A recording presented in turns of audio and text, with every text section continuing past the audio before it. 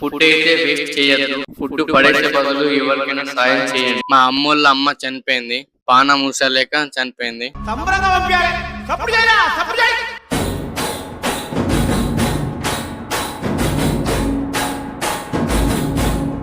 ఇదంతా ముగించుకొని 9 రోజుల తర్వాత మా అమ్మమ్మకు గుడికి పెట్టుకున్నాం. అండింది అన్నం మిగిలింది. అన్నం పడేయకుండా వేరేళ్ళకి ఇయ్యాలని తీసుకెళ్తున్నా నేను. కూర కూడా ఉండే గానీ అది ఖరాబ్ అయిందని పరోసినాం. అన్నం అయితే ఇద్దామని వచ్చిన.